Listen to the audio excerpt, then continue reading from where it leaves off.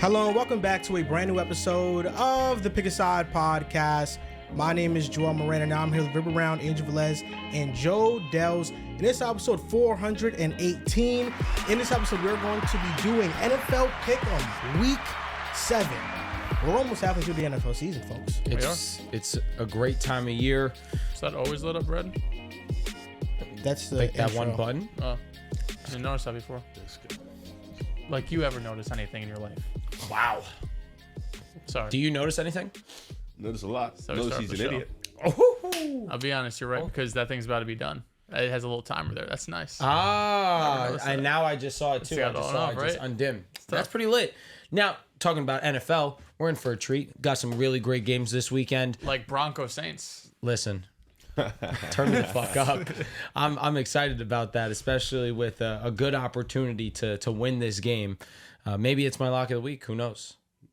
Yeah, I don't know if that's my lock of the week, but this was the hardest slate so far in my opinion because we got some bad teams playing each other. We got some mid teams playing each other. We got some great teams playing each other. Usually you get some mixed match. You got a mid team playing a bad team, a great team playing a bad team, and you could figure it out, who should really win these games. But damn near like 5 or 6 of these games could really go either way. This was the hardest time I had picking them. So if you guys are going to catch up, if it's not this week, I don't know what's going to happen, fellas.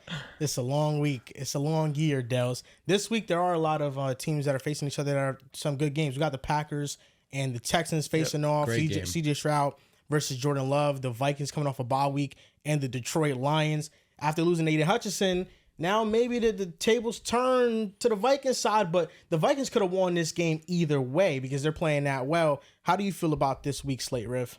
I'm excited.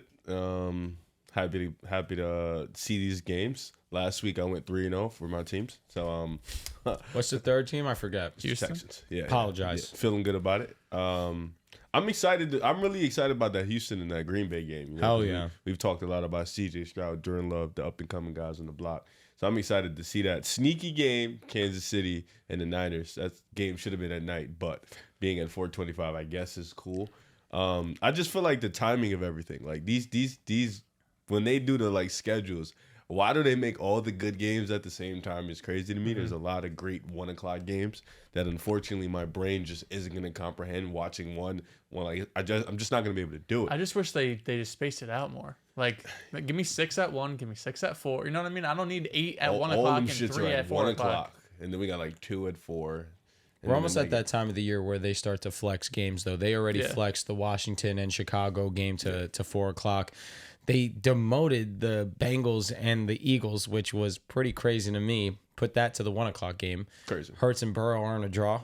Is that what they're trying to say to us? Maybe. Maybe it's just that those two just want teams the are win. average. Well, this week we have the I'm trying to see the Chiefs and 49ers facing at 4 p.m. Yep. The other two games are the Rams Raiders and the Commanders Panthers. Yeah. So you're just watching locked one in. of Just locked one into of one those game, games. I'll be honest. I feel like the Bengals is holding us back, man.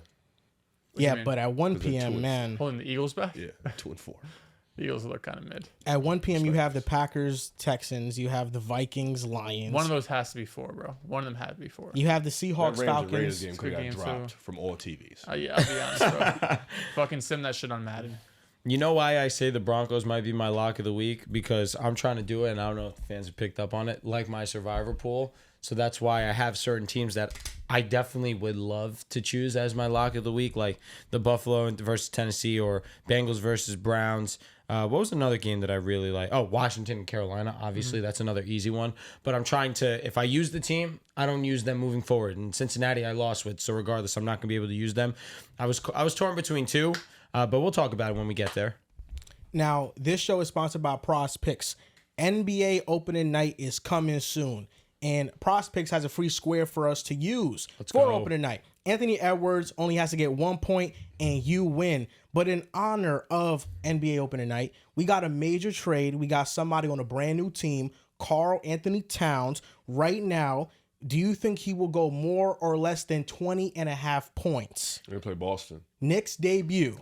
Listen, no KP on the floor either. Al Horford's a good defender. He is a great defender, but you bring him out to the perimeter. Xavier That's Tillman's a good defender. on the perimeter. Yeah.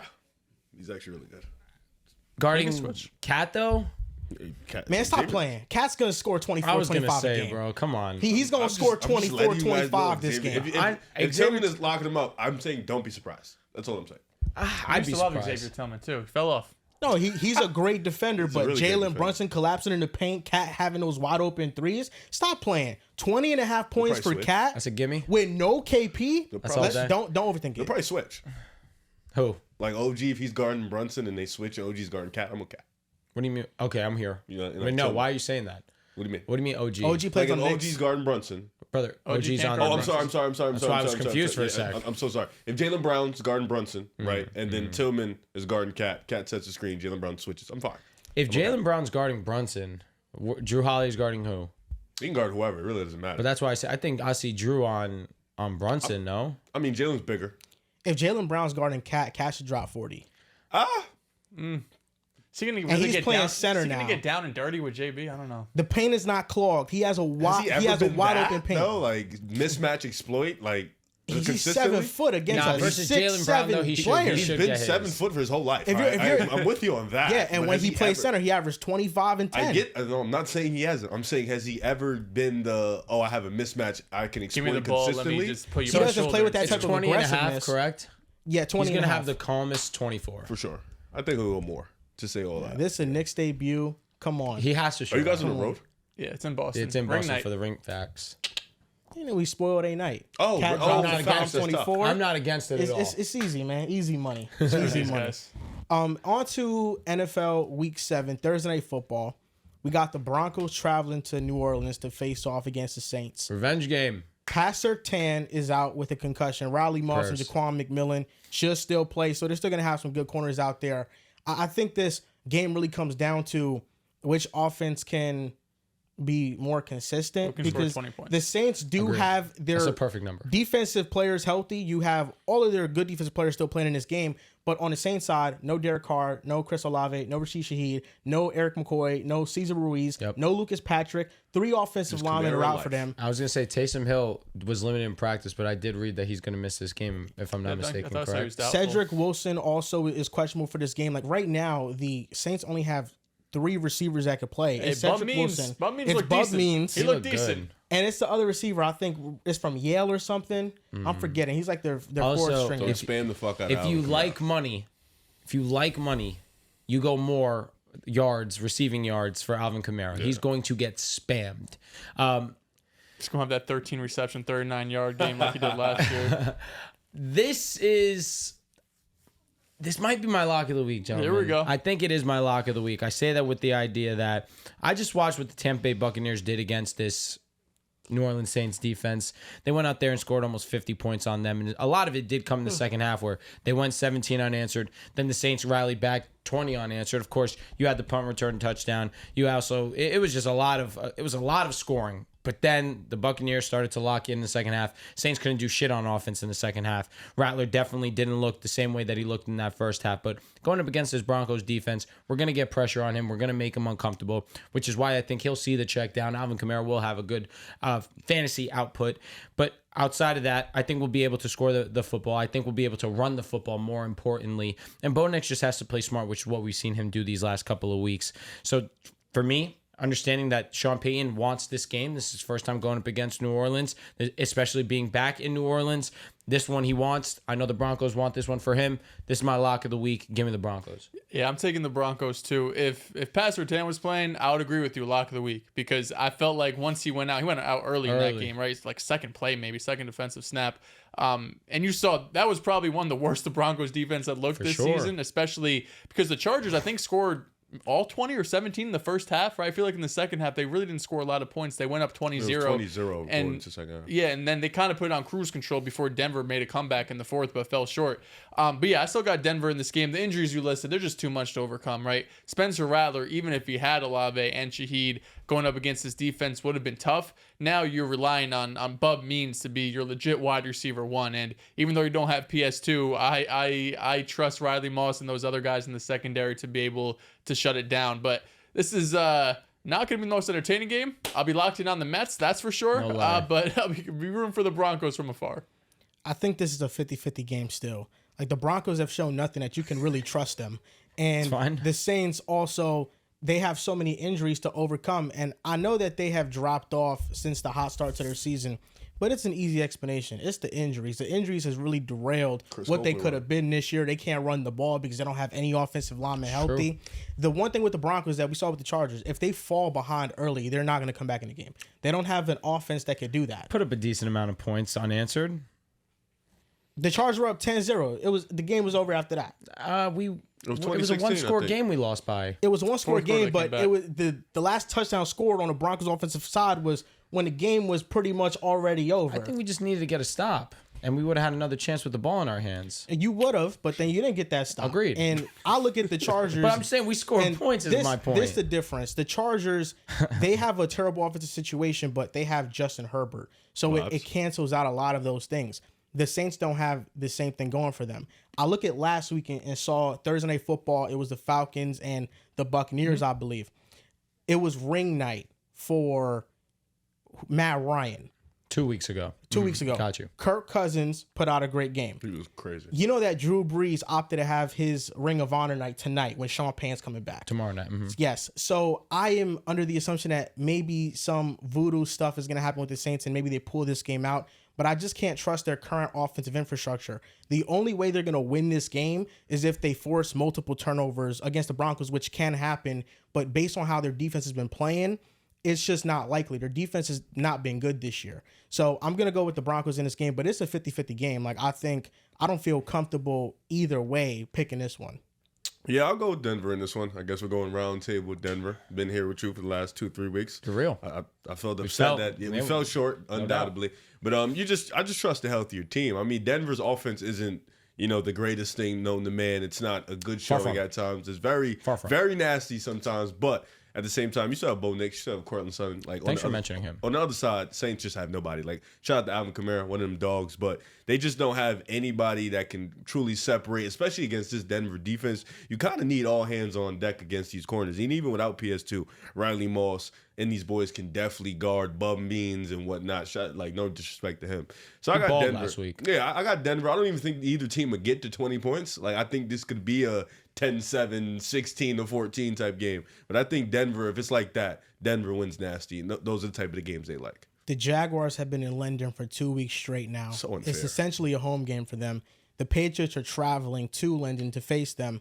And I think for the Jaguars, if they lose this game, then Doug Peterson's not coming out of London. To be fired. The Jaguars the same thing. I was saying this for last month. I feel like the Buffalo game last week. Buffalo like, game should have been the one. Like, all right, brother. But the Patriots traveling to London, who's winning this game?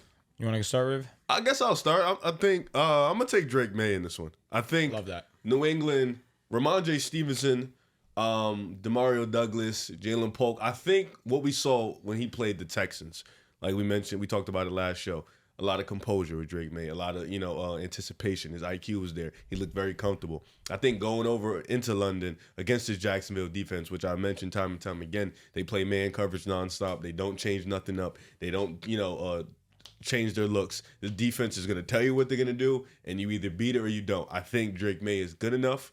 I think these receivers are okay enough to beat this Jacksonville defense. This defense is a joke.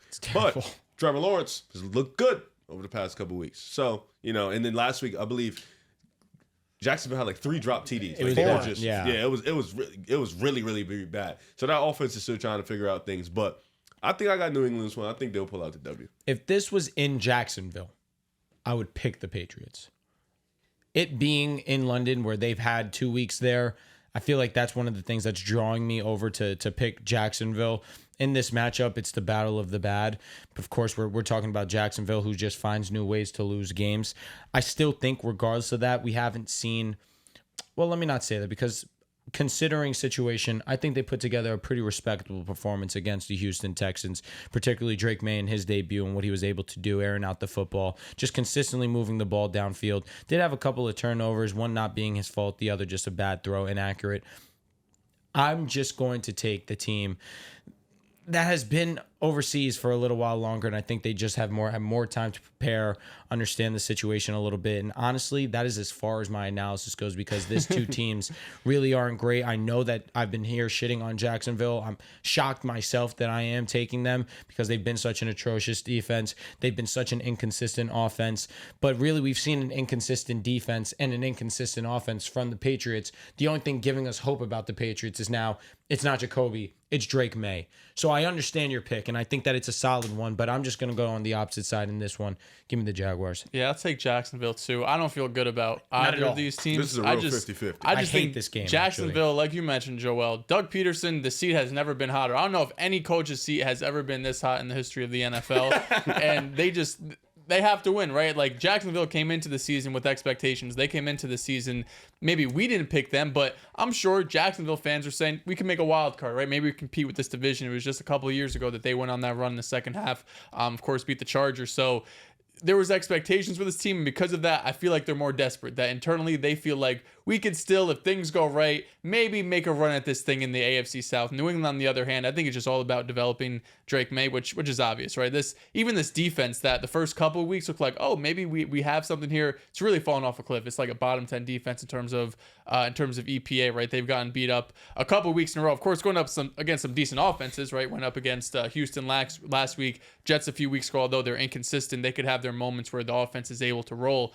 But I do expect both of these quarterbacks to keep it going. I do think Trevor Lawrence the last couple of weeks has looked better than he did in the first month, especially in the first half of last game in London. I thought that was maybe that first drive was one of the best drives that they had all season long. They were able to march down the field, but Drake May as well, going up against this Jacksonville's defense, should be able to hopefully just limit some turnovers, right? One of the interceptions last week wasn't his fault, but he'll have, like you mentioned, Riv, a lot less complex defense to go up against. So you got to hope that builds some confidence there. So I'll take Jacksonville playing in technically a home game in London. The Jaguars are a healthier team. Evan Ingram is back. Brian Thomas is ascended. Christian Kirk is now been healthy for a couple of weeks. Travis Etienne is questionable, but I think that now opens the door for Tank Bigsby to get more touches. But did you see that they said, I was going to say, they don't feel comfortable with him in passing down, so Dearness Johnson outsnapped him. He played like 60% of snaps. That was ridiculous to me. That makes sense if he can't pass block, because the Jaguars fell behind early, so they needed to air the football out, and they don't have a good offensive line as is. You look at the Patriots, though, the same problems we talk about with the Saints, their offensive line, Cole Strange, David Andrews, Chuma Okorafor, they're all on IR. Layden Robinson, who's been a rookie gem for them on the offensive line, he's questionable coming into this game. Their offensive line is one of the worst units in the NFL. And I think I trust the Jaguars' offensive line for as bad as it's been against the Patriots' defensive line a little bit more. So I'm going to go with the Jaguars. I think they're a healthier team. I think Trevor Lawrence has been playing well. Last week, if they catch 2 of those 4 touchdowns, maybe the game's a little bit different. I still think the Bears win it, but the Jaguars didn't look as bad as the final score indicated because of all those dropped passes that they had. So I'm going with Jacksonville. They have an underrated great edge duo with Hines Allen and Trayvon Walker, who's really played well this season. He's just getting overlooked because the other guy in his draft class is Hines Allen. Yes, not because of Josh Allen. He got married? No, I don't know what it was. I think it was something from like his mother's side. I think that like is what it was. Yeah, and that's what people was like, oh, snap, Josh Allen made him change his name. But I didn't even realize. Okay, cool. Mm-hmm. Yeah. I feel like you said Josh Hines Allen early in the season. That shit just threw me off. I saw it in Madden. It was still Josh Allen, and then I seen it like a week sure? later. Because it's Hines now. No, I seen it a week later change in my Madden league to Josh Hines. So I was like, is this somebody That's why new? I just call him Hines Allen from here on out. You know who I'm talking about. For sure. Now we're locked in. Seahawks at Falcons. This is another tough game. This is very tough game. But I'll be transparent with you. I'm going to take the team that just finds a way to squeak out W's. And honestly, the Seattle defense has not performed well. A lot of it is due to injuries.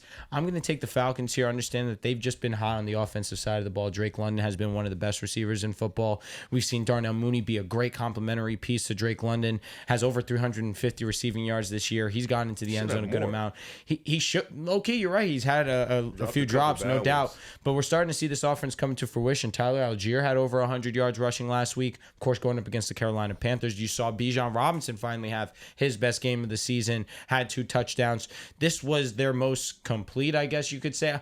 I lied, because that game versus the Buccaneers, that's when they really put it all together, especially passing. But you really didn't see Bijan or Tyler Algier really leave their footprint on it. That's why I look at this week versus Carolina, and everybody got a little taste of it. So for me, yeah, I know. I'm going to go with the Atlanta Falcons here at home, just playing a little bit more consistently.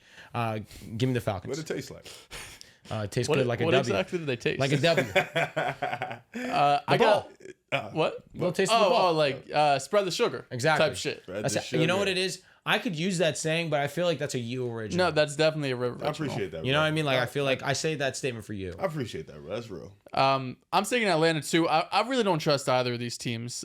Both of these teams, I got real question marks. I mean, that's what 95% of the NFC is. Maybe not. Maybe there's honestly more teams than the AFC I don't trust. But I think both these teams, have obvious problems. I think the defensive line, the Falcons, really the pass rush is going to be an issue all season long. The offensive line of the Seattle Seahawks is an issue. So I think those two weaknesses kind of cancel each other out, because that's not really how either of these teams have been winning games or will be winning games going forward. But I like Atlanta just because they're home. You have Seattle traveling from the West Coast to the East Coast. If it was the other way around and Seattle had home field advantage, I'd probably take Seattle here. But I think what we've seen, and Drew mentioned it, is Atlanta's had a few really kind of quirky wins. Feels like back to back to back, right? That Saints game they had, of course, the Eagles game earlier in the year, this last game, or 2 weeks ago on Thursday Night Football, having that overtime win, that 50-yard touchdown. Kirk goes over 500. They've had all of these wins where we talked about yesterday, the Jets find ways to lose games. Atlanta's been finding ways to win games. And Seattle has definitely fallen off that grace they had those first 3 weeks. They started off 3-0. Now they have 3 losses in a row. Although I think really the only bad loss is probably to the Giants, losing without Malik Neighbors. But the other couple, last week losing to San Francisco, that's not a bad loss. San Francisco is still one of the better teams in the NFL right now. But I like Atlanta at home. I think Kirk Cousins has been playing some really good football right after those first couple of weeks. He's getting more and more comfortable. And we're seeing Drake London break out, right? You talked about, I think, yesterday's show, like this is a guy that was drafted in the top 10, supposed to be a number 1 wide receiver. Took him a couple years because of bad quarterback play, but now with Kirk Cousins, he's breaking out into being one of the best wide receivers in football this season. He's not top 5 or anything like that, but he is on his way to being a true wide receiver 1 in the NFL, and they got nice complementary pieces with Darnell Mooney, of course, Bijan, Tyler Algier in the backfield. So give me Atlanta winning this at home. This is the week the Seahawks bounce back. Here we go. They lost to the Niners. It was a 1-score game. Geno threw that interception. I thought DK Metcalf cutting that route upfield was really selling his quarterback out in thin air right there. I thought he really messed up that drive. Then the week before, they lose to the Giants, but they had a chance to tie the game, and then the field goal got blocked. Geno Smith drove them down the field to tie the game for a potential game-time field goal. And then they lose to the Detroit Lions, and I felt like for the majority of that game, they were keeping pace with the Lions until you had that call on Tyler Lockett for offensive pass interference. I think the real issue with the Seahawks is that they've been injured and they haven't had any time to rest. They've played 3 games in 11 days. You're playing football, the most brutal sport, and you have on average 3 days to rest for these opponents, and these are high-profile opponents. Even the Giants' defense right now, they're showing to be one of the most prolific units in football. The Atlanta Falcons' defense still is not good. They don't have any pass rush presence, so I think the Seahawks could be able to play a balanced offensive tactic and be able to run the ball, and Geno Smith's going to be able to air out the ball, and I think DK Metcalf has a bounce-back game himself, and they're getting their defensive line healthy. They just traded for Roy Robertson-Harris, who was a good depth piece for the Jacksonville Jaguars. Boye Mafe is healthy. Leonard Williams is healthy. Derek Hall is healthy.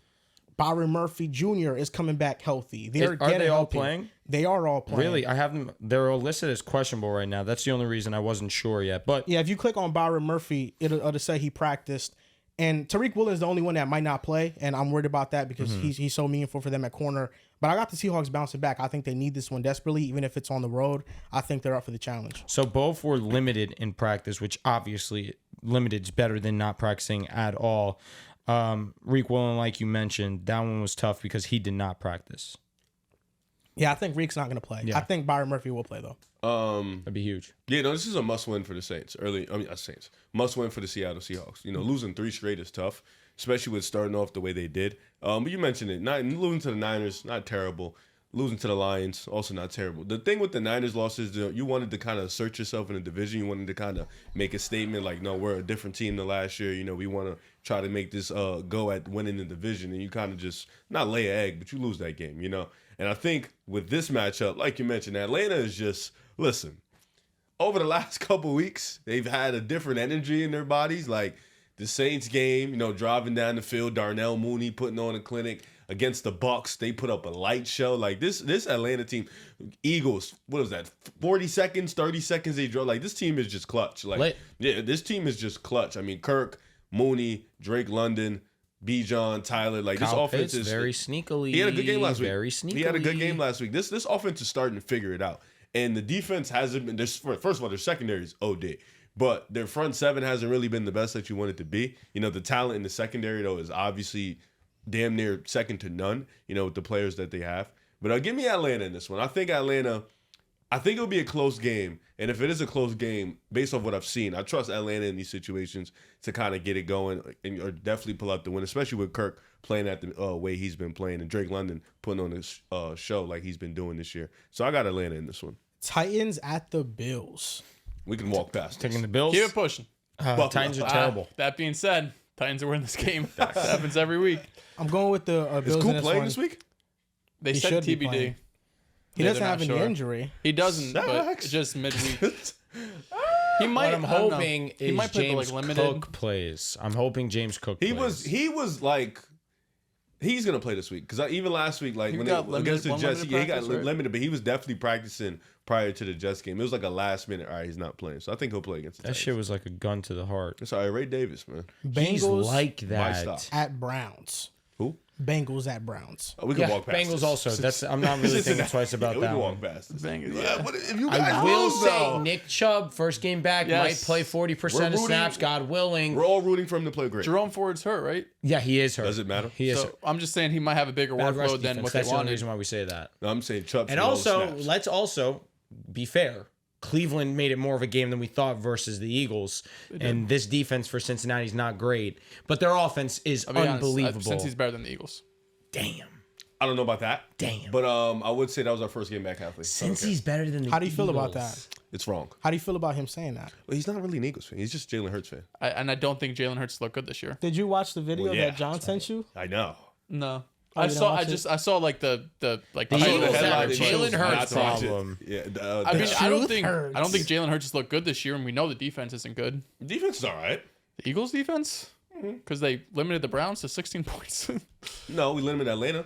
Well, it was 16 points, but it was a blocked field goal that ended True. up being a touchdown. We limited Atlanta. I don't think the defense. The Browns' is good. offense was able to run the ball on the Eagles. But with that's I'll be not a honest, most teams surprise. are probably going to be able Yeah. to run the ball on us. And Deshaun Watson did not look bad. You look at his EPA per play amongst every quarterback in week 6, he ranked like 18th, 19th. So That's he elite actually, for he Deshaun. actually looked like an No, above Deshaun average was having quarterback. fucking fun out there for sure. Yeah, he was playing well. They had some crucial drops and some bad moments. I actually thought that was like one of the games that Deshaun he was fine. It's just they had penalties and costly moments, like the last drive when they drove down the field on the Eagles. They were in the red zone within 3-yard line. They got back-to-back penalties, and they had to settle for a field goal and hope that the defense made a stop They to had a ice the chance game. late in the game, though. They just, They unfortunately. did, but the penalties, that's what killed them. Also, they sold out on the run. They really limited Saquon, but the big plays for the Eagles, they're always just one away, and they had 2. A.J. Brown had a couple of them. Yeah. And then, of course, Smitty just takes it 45 yards, which a lot of it was just open space. I like how they're running that concept for multiple getting people, back, though. man. Don't- You saw how don't early sleep. in the season they ran it for Goddard, just running wide open free on the left That was a sideline. Hurts adjustment. Yeah. He's All done the it ball. a couple of times, especially when pressure's in his face. But you go and you see the drag for We play Cincinnati Smitty. this year, so Should be a good game. It's actually coming up pretty soon. Pick in Cincinnati. the next couple of weeks. I'm gonna be I might- real with you. That's interesting. pick Do you Cincinnati. think? I don't think the it's Eagles are better? drastic. I don't think it's I don't drastic. think. I don't think Cincy's much better, but it's a close one. they I they play each other. If it was next week and assuming no crazy injuries, I would be taking think the Cincy. Eagles' defense is better than Cincinnati's. Not saying much. Well, I yeah. think their defense is better.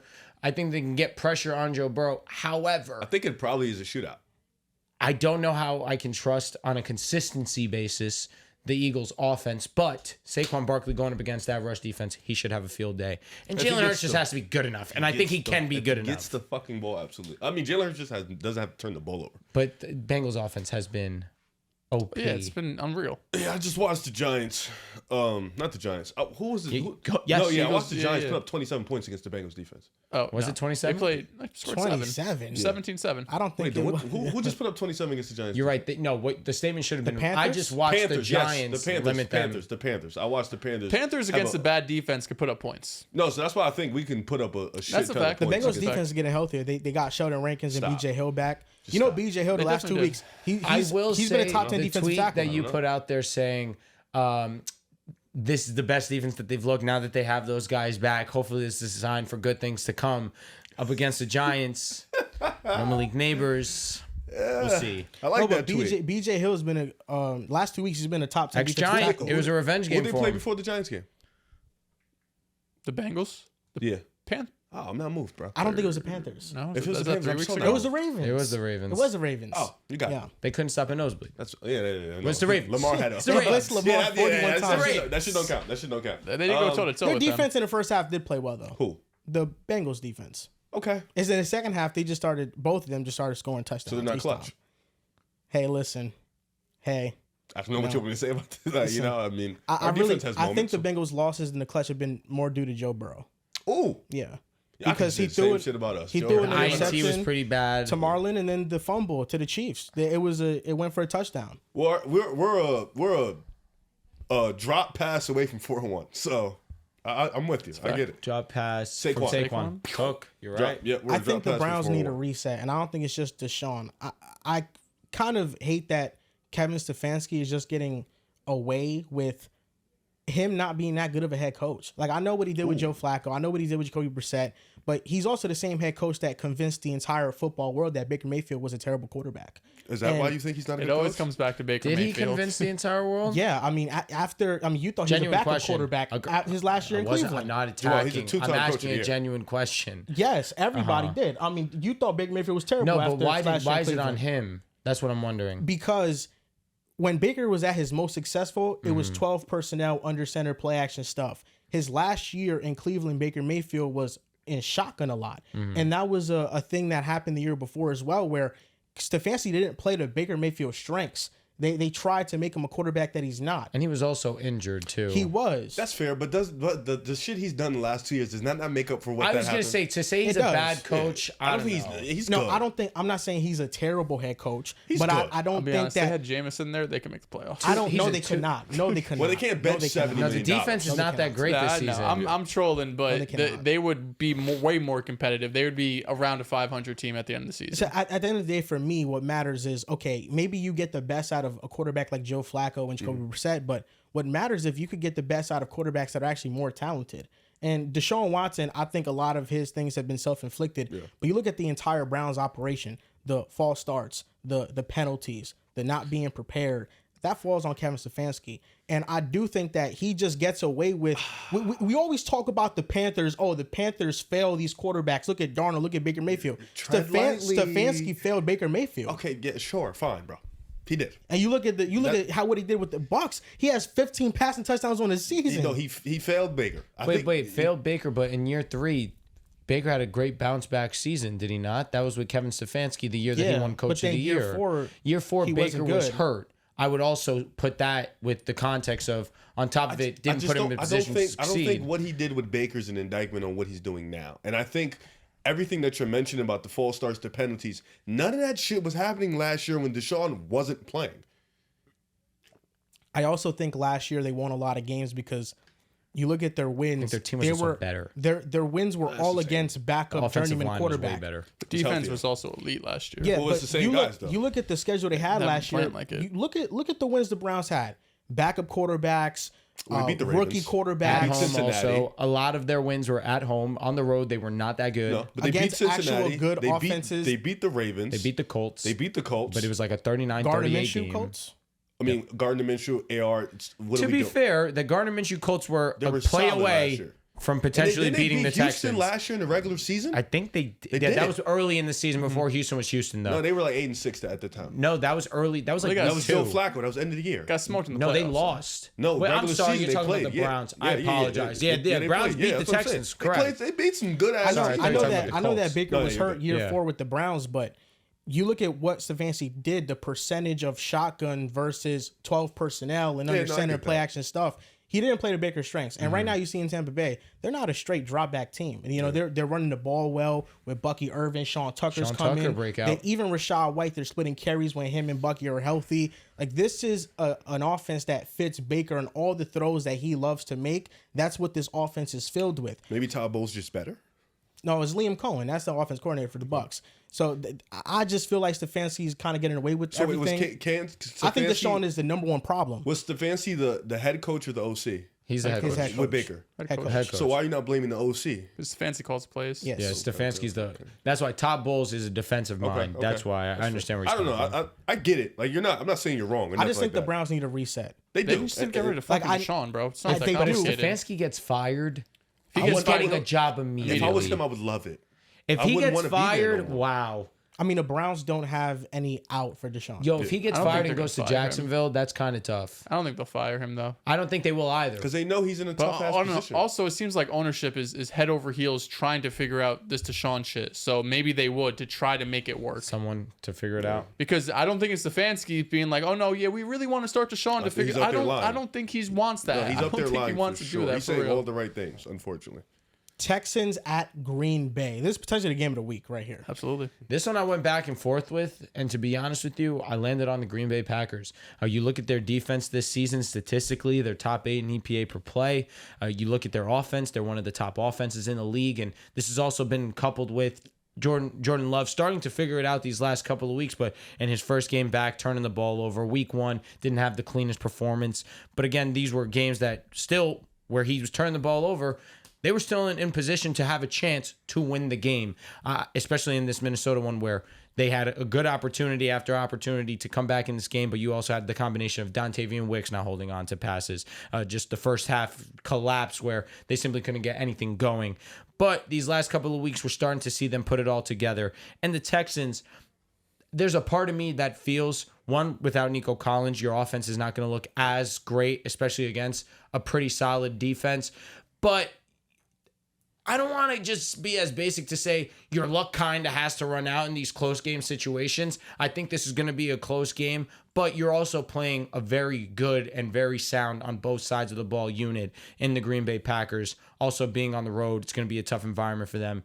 I'm going to take Green Bay in this one. I know that Houston's defense has been very strict against the run, and obviously that's been one of their strengths as well. But I think Jordan Love can have himself a great enough ball game to go out there and win this one and help their case in the division that is the best in football by far. So give me the Green Bay Packers. Yeah, this is going to be a fun game. I'm just looking at some win rates real quick.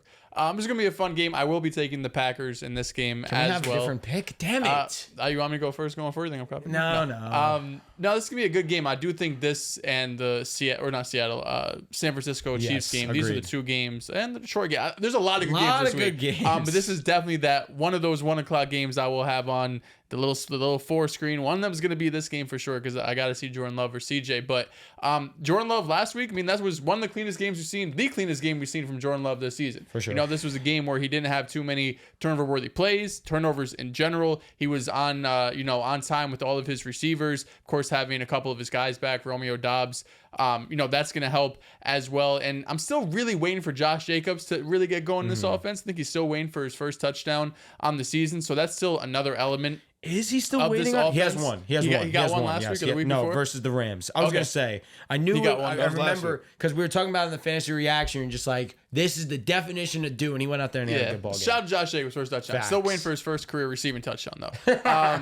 But honestly, I think both teams should be able to move the ball, right? Like, I still don't look at this Packers defense and think that they're going to be able to stop the Houston Texans offense, even though without Nico Collins, of course, this offense changes, but you still have CJ Stroud. You still have Stephon Diggs, Tank Dell, Joe Mixon, his first game back. First game back? He looked great.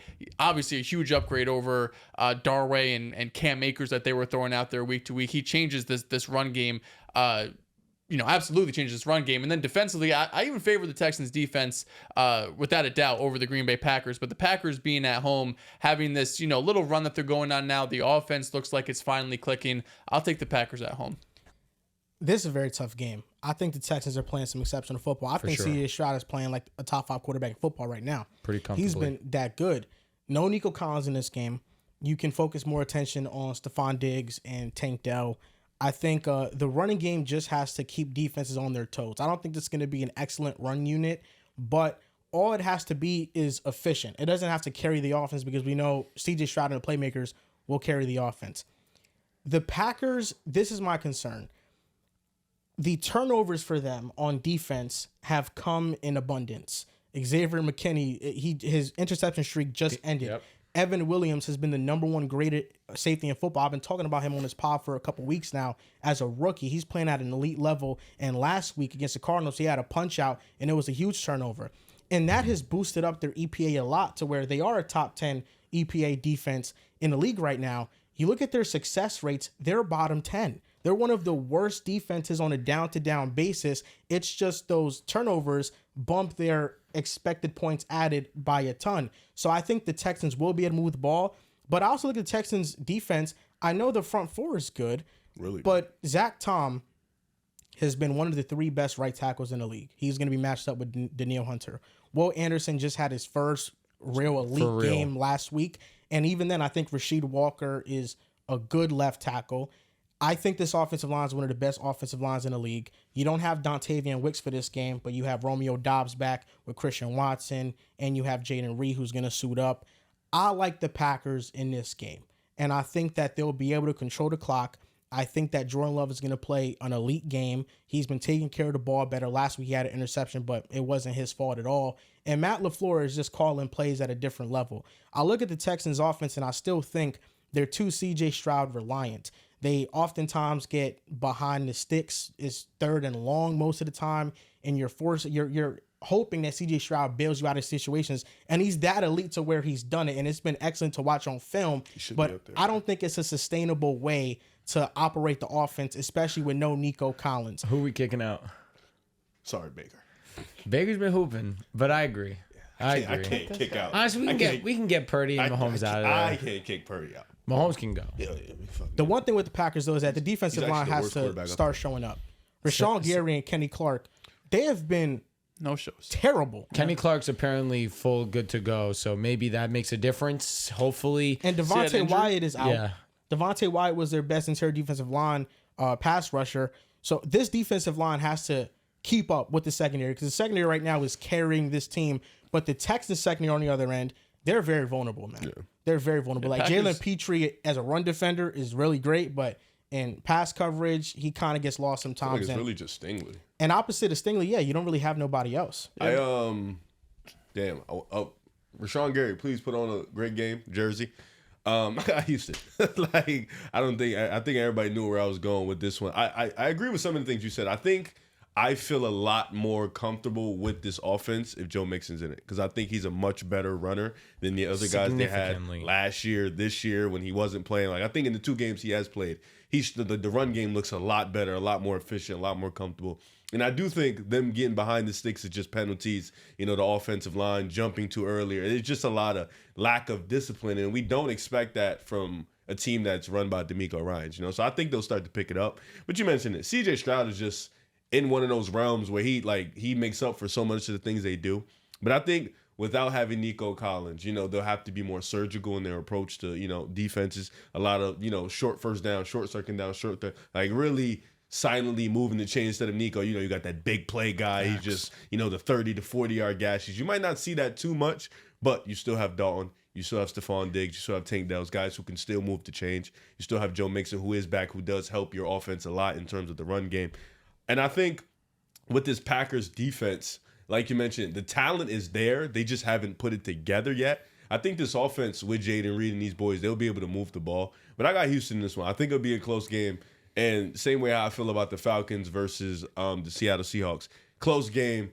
I'm taking Houston. Even last year, they were one of the clutchest teams in football. I don't think it's a fluke. I think it's just their quarterback and the way they approach the game. So I got Houston in this one. Yeah, they're 5-1, and they're not even playing elite level football. Still great football. That's what great teams do. That's what KC is doing right now. They're not playing great football, sitting here undefeated. Because there's multiple facets to the Texans that are still great. And their one loss is a good-ass loss to a great team. Yes. But no, I think it was a bad loss to a great team. They got smoked. I'm saying it like I know what the you team mean. they lost to It was a great team. Yeah, you didn't lose to a Stroud. bum. Yeah. No, you're right. They still got the makings of it, though. The defensive line is elite. The offensive line, even with how aggravated you can get at Tunsil and the penalties at times, he's actually been still really good this year. The offensive line has been good. They have the weapons, so they still got all the makings of a team. You just got to get on the same page. Packers are bottom 5 in pass and run block, not run block, run like pass win rate, pass rush win rate, run stop win rate. Yeah. Bottom 5 in both. So that shows the secondary is really carrying this defense that's been pretty shaky this year. Next game, the Dolphins at the Colts. Dolphins coming off a bye week. Mike McDaniel has some more time to prepare for this one. This was almost my lock. AR is playing. He is. That's why it was almost likely to play. He's healthy. Right now he's deemed healthy. They said he'll play unless there's an unforeseen setback. This was almost my lock. I think they might be like, have a setback. I just couldn't get myself. 3-2. Yeah, they're 3-2. Or 3-3. 3-3. I couldn't get myself to pick them. Or pick them as my lock of the week. I will be taking the Indianapolis Colts to win this game. Without Tua, I think I'm going to go until he comes back. I'm picking against them every single week. I simply can't trust that offense on a consistency basis. And I know that this Colts defense is not great. I would anticipate it's Achane. It's looking as if he is going to play. You usually get that 1 week precursor when you do have the concussion. Fortunately for him, he did have his bye week last week, so he should be good to go. This offense is, or at least the skill position players, as healthy as you're going to have them. But again, you can't trust the quarterback position to play and elevate at that high level to go out there and win you ball games. They did win against New England. Wasn't the prettiest win, but I think the Colts offense is operating at a higher level, especially with Joe Flacco. And if Jonathan Taylor suits up, which I believe he missed practice today too, which is concerning. But Sermon showed not this past week, but the week before that he can come in, fill in, and do a serviceable job. And especially against this bad rush defense for Miami, I think whoever you put out there can go out there and have success. So give me the Indianapolis Colts. Not thinking too much about this because without Tua, the Dolphins still are not a good team. Yeah, I can't pick the Dolphins. I can't pick the Dolphins as long as it's going to be Stu Huntley out there going up against. It doesn't matter who it is, honestly, because we know how bad this Colts defense is. And I do have some hope that with the bye week, Mike McDaniel is able to put something together to get Tyreek Hill, Jalen Waddle, Achane, if he ends up playing this game, he's dealing with that concussion, to get them involved and get them the ball, right? Because Tyreek Hill, we know how great Tua is, but like, dude, you got to find ways to get this guy more than 50 yards. This is the best wide receiver, if not the second best wide receiver in football, whether it's screens, whether it's, jet sweeps, whether it's just these touch passes. Find ways to get him more involved in this offense, because if you think you're just going to methodically go down the field on 10-play drives with Tyler Huntley, this shit's not going to happen. The whole offense is struggling. We see Achane, his efficiency has gone way down the drain. He was the most efficient running back in NFL history last year. He's been one of the least efficient running backs in the NFL this year. The offense as a whole is just a mess. As Miami defense, actually, numbers-wise, has actually not been that bad. But I feel like Indy has to win this game, right? You're sitting here at 3-3, going up against a backup quarterback, and we joke about the whole Anthony Richardson thing, the whole Anthony Richardson, Joe Flacco, even the shit I'm saying. But, like, at some point, it's got to turn around, because week 1, he put up the great numbers. You had the big play to Alec Pierce, right? All this great shit was happening. It still wasn't that pretty. And then the following 2 weeks, you didn't really have those big plays, and it just got ugly. So, of course, it's still very early on in Anthony Richardson's career. I mean, we're talking about, what does he have now? 6, 7 starts, if that, maybe even less, 5 starts in the NFL. But at some point, you got to start just stacking decent days, right? Like, I don't need you to go out there and have 140 QBR and just go out there and look like fucking, whoever, Lamar Jackson week to week. But I need you to show some sort of improvement. And I feel like this is a week that, hopefully, with a couple weeks off, of course, dealing with the injury, he could see how Joe Flacco's been running this offense. Josh Downs, of course, being healthy, more of that underneath intermediate guy. You get the ball to him in space, he could turn a 5-yard gain to a 15-yard gain. So I'm hoping, with a couple more things going their way, they're able to pull this out. So I'm going with the Colts this week. Joe Flacco has been efficient underneath, but I think because of Anthony Richardson's inaccuracy, he's one of the most inaccurate quarterbacks in the NFL, the most inaccurate quarterback in the NFL. Versus the Titans, he left a lot of meat on the bone. Alec Pierce burnt L'Jarius Sneed for a touchdown, and Flacco overthrew it. There was another play where Ashton Doolin got behind the defense. L'Jarius Sneed just abandoned his coverage responsibility. He's supposed to be playing a deep third, and Ashton Doolin didn't catch it. It should have been a touchdown, a slight overthrow. So Joe Flacco has also he's been missing these explosive plays down the field. Plays that I think Anthony Richardson, he would make those plays. He can throw down the field. It's just, yes, those intermediate and short areas of the field. For as much as you're talking about the Colts needing this game, I think the Dolphins need this game even more. The defense has not been that bad. Jalen Ramsey's still playing well. Kendall Fuller is playing well. And the Colts, I don't think if they don't have Jonathan Taylor, you're not really worried about their passing attack all that much. And especially if Richardson plays with his erraticness. And the defensive line, it hurts losing Jalen Phillips. I still think they have some makings of a good front seven because of their linebackers. Jordan Brooks has been playing some good football. Calais Campbell is an ageless wonder. He continues to play well every year. He's like 38 years old. I don't know if I could trust the Dolphins quarterbacks, though. I mean, whether it's Tyler Huntley or Skylar Thompson, the one saving grace is that the Colts' run defense is bad. So if the Dolphins can run the ball and they can get chunk gains on them, then I think the Dolphins have the makings to win this game. And I kind of just feel like their backs are against the wall. They know that Tua's coming back, so there's now an added energy there that, okay, we're getting our quarterback back soon enough. We just have to survive these weeks without him, and then we can get to that point. I'm not giving up on Mike McDaniel as a coach just yet. I think he's a great head coach still. I'm going to go with the Dolphins in this one. All right. I like that pick. These are probably two teams that are just as desperate, obviously for different reasons. Miami, like you mentioned, Tua's coming back eventually. You're down 2-3 in the division, if I'm not mistaken. 2-3 in the AFC, so you're not down and out. You're still right under it. The Jets 2-4, we got the same amount of wins. So you're in that realm of in the hunt. So it's not all out and about. You still have your quarterback coming back eventually. With the Colts, it's about just figuring out your situation with your actual starting quarterback.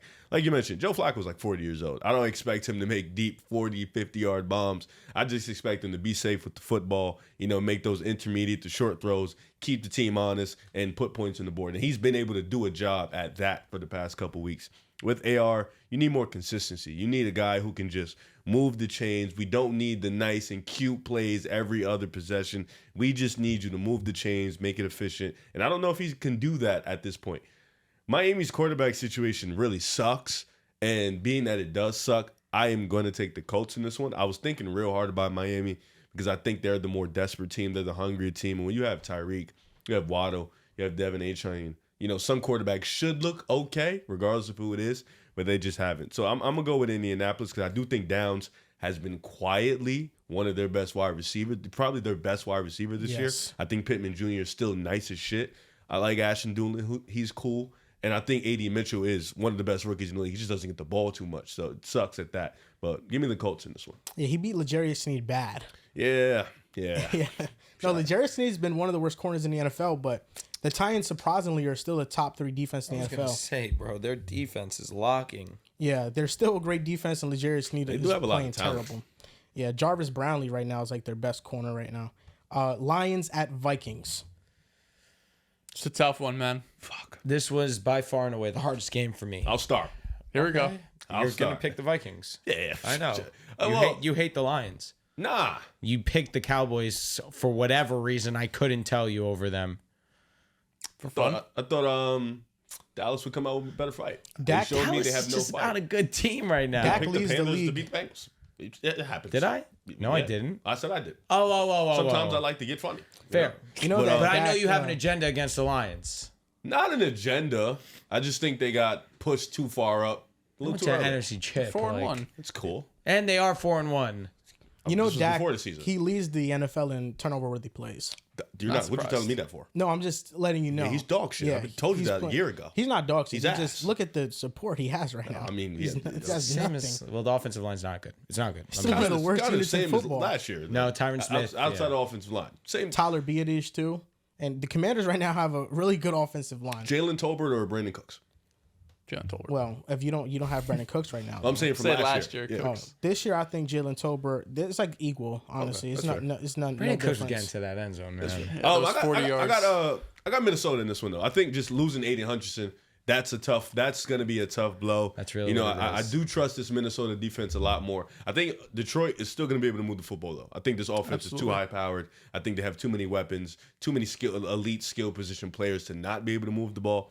It's really going to come down to Jared Goff. And I think Minnesota will be able to make Jared Goff a little bit uncomfortable. I think they'll be able to make him feel a little bit at ease. Not at ease, but just a little bit panicky, maybe throw some turnovers. And then this offense, Minnesota's offense has been able in these big-time games to kind of get up and then let their defense kind of finish the game. I mean, you look at the Jets game, they kind of went up on you guys a little bit early, then kind of let the defense finish the game. You look at the Packers game, they went up big, kind of let they did score late in the game, but they kind of let the defense, because there's times in these games where Minnesota's offense tends to fizzle out a little bit. It tends to become a little bit bland. And then Darnold has been a little bit turnover prone, happiness. But I think just this offense has been able to move the ball. I think Aaron Jones is playing this That one's a TBD. If he does play, this makes it feel He didn't so practice much. today, but he said he's practicing tomorrow. Oh, sweet. So then Aaron Jones probably is going to play. That's a big gain for them, and then you got Addison, you got Jettis. So give me Minnesota in this one. I think they stay Joel, please go undefeated. first. I'm taking Minnesota in this game as well. This was tough for sure, Every but pick. Minnesota coming off the bye week is really the game changer for me. Spit. Coming off the bye, and of course, Yes. Aiden Hutchinson Yes. being injured. If Aiden Hutchinson was healthy, I think I would lean Detroit here, but agree. I really need to see what this defense looks like without him, because he has been, like I said yesterday, arguably the MVP of the NFL. He has been the best defensive player in football this season, at least as a pass rusher.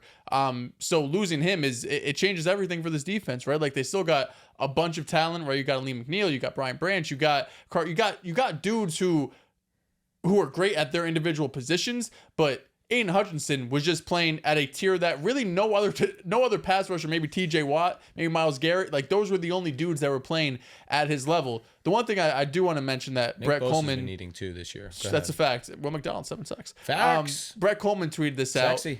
Jared Goff has been great against Brian Flores, specifically when Brian Flores has blitzed him over these last couple of years. The last two matchups, Goff was blitzed on 57 of 77 dropbacks. On those dropbacks, 84% adjusted completion percentage, 510 yards, 3 touchdowns, 0 interceptions, 121 passer rating.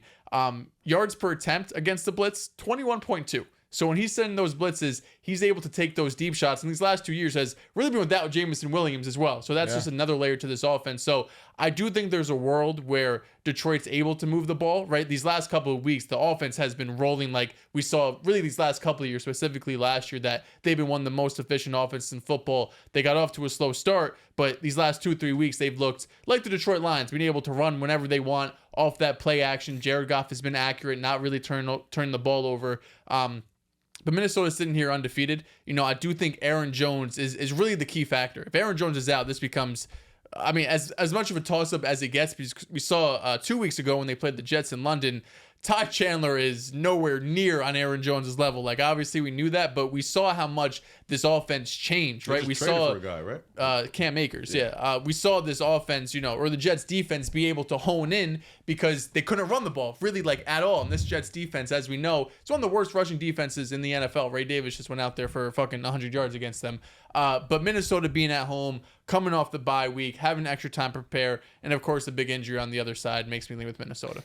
Go ahead, Joel. I think without Aiden Hutchinson, the Lions defense is not going to be that good, especially on pass rushing downs. I think they'll still be a great run stopping unit because I have a lot of respect for Lee McNeil and DJ Reader. And to their credit, the Vikings' interior offensive line is not that good. So if there's a pathway to win this game and actually generate a pass rush, it's going to come from the interior. But the reason why I kind of don't put too much stock into Jared Goff's numbers against the blitz last year against the Vikings is because there's two different things. Just because you're blitzed doesn't mean you're under pressure, because you can get the ball out before you get pressured. Jared Goff last year was still one of the worst quarterbacks under pressure.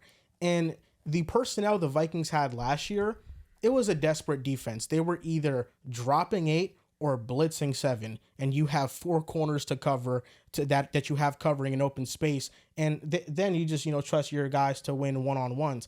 I don't think that's the Vikings defense right now. I think the Vikings defense this year is much more complex. They throw different looks at you. The pressure looks come from different directions. It's not as easy to navigate. And coming off a bye week, those numbers kind of made me feel better about Minnesota. You telling me Brian Flores has at the back of his head that, hey, listen, Jared Goff has played well against me. But before that, the history of Goff versus Flores matchups, Flores has owned him.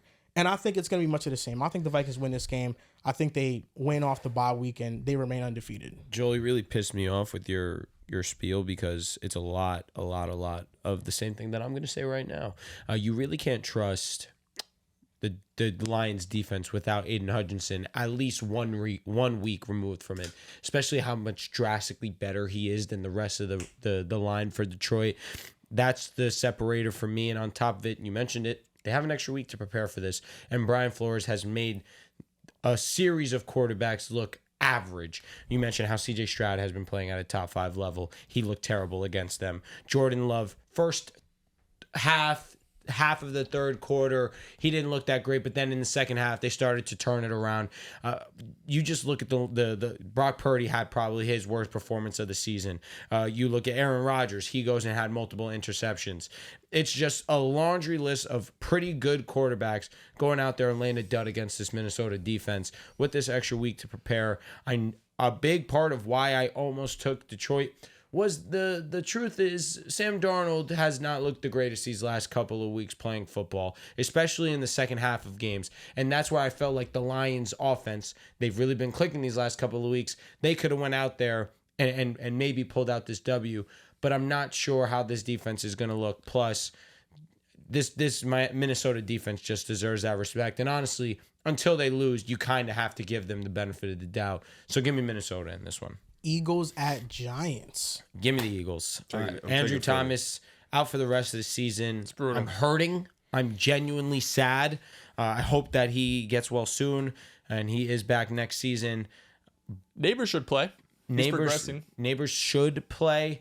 To me, that doesn't matter. That's when the walk down begins. 4th grade. I simply don't. I don't believe that. Who do you have Giants next? are good enough. I have no idea. Just assume you.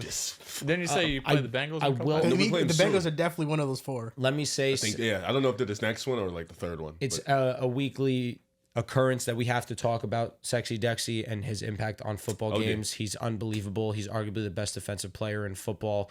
Riv, you tweeted it. It's the truth. he's a dog, You've been talking about it. I've been talking about it. He's unbelievable for what the impact that he has, not only in the run, but mainly as a pass rusher. To be that elite as a pass rusher on the interior is scary. To be 0.5 off the title, the crown of the most sacks in the league as an interior lineman is insane. But he wreaks havoc on offensive linemen. You have to double, you have to sometimes triple team him, and sometimes that doesn't matter. So in this game, I think that he can have himself a field day against Cam Jurgens, and he can definitely impact the game in that regard. But overall, I just think the Eagles have a little bit too. They're just a more talented squad, and you don't know what version of the Giants you're going to get on a week-to-week basis, and especially playing in MetLife. They're not a great home team. They're really not. So give me the Philadelphia Eagles. Your next 4, you got Giants this week, at the Bengals, home to the Jaguars, at the Cowboys. So the Bengals are next week. 4-0. Week 8, yep. I hear a lot of get right there. Jaguars definitely. Bengals may not that team that I'm looking at, but Cowboys you can get right. 4-0. could beat them for sure. Jaguars you can get. You said Jaguars, correct? Jaguars, yeah. No, I'm going Jaguars 17 straight. I'm You know, going to pick them every week. That So. the Eagles can't run up the middle this year. No shot. You know, this year they have a run stuff rate on inside runs of 44%. Last year with Jason Kelce, it was around 22%. The year before it was at 17%. The year before it was below 20%. We knew Kelce was elite and probably will be a first ballot Hall of Famer. I did not know it would be this drastic of a him drop. to Cam Jurgens. Jurgens is cool, but he ain't. But like catastrophically bad. Who's playing? Is Beckman still playing right guard? Did he get He replaced? is. He's still playing right now. I know Tyler 'cause Steen's in there now. Malata is going to be out for a couple of weeks now too. This offensive line. We is have getting- an influx of guys. Cam Jurgens just isn't the same athlete when you pull him on the outside. I think Kelce's he kind of the one. loses leverage when he goes in for blocks. And there was this one play that stood out to me against the Browns where he was going for a block and he kind of just runs into Saquon Barkley at the same time. And then Saquon's not able to really burst through the hole because of that. It's just those little things that I see in the Eagles offense that aren't quite there yet. I think the Giants can maybe keep this game close. And Dexter Lawrence, he could change an offense's entire game plan on his own. And I do think the Giants have some corners that are playing solid. You know, Cordell Flott and Drew Phillips are playing really good football. Deontay Banks has had a couple of bounce back weeks. But yeah, the Eagles are just too talented, and if they lose this game, it'll be a tough look. I think I saw this stat, and it's so funny because you were talking about the run stuff thingy, and it completely like talks about our season. We're like the worst team in the league offensively in the first 2 drives, and then after the first 2 drives, we're like one of the most efficient offenses in football. Like literally bar for bar, it's like a complete flip. Kellen Moore, what you doing, bro? Yeah, it's not. It's That's still your not OC, Kellen Moore. bro. I know. Allegedly, Tell it's her to lock in. So there's this whole thing where allegedly it's still Nick's. Nick is still Like calling the game plan? pains. Yeah, it's still his whole mantra. He's still. I don't really Kellen buy Moore's- into that too much. I don't know. It's like Kellen Moore's definitely calling the plays. it's no, but It's more fun to call Kellen Moore a fraud. I saw a video just think about it. it's- It's still Nick's offense from last year, but just Kellen Moore's calling the plays. Like it's still Nick Sirianni's Which is offensive stupid. makeup, That makes and no still fucking sense. Kellen Sirianni. He's just calling the plays. That's what I saw. That's I a seen some theory plays. on Eagles Twitter because the offense really hasn't been that good. But I mean, Kellen Moore has not always been a great play caller. Like Dak, I think Dak Prescott bailed him out a lot in Dallas.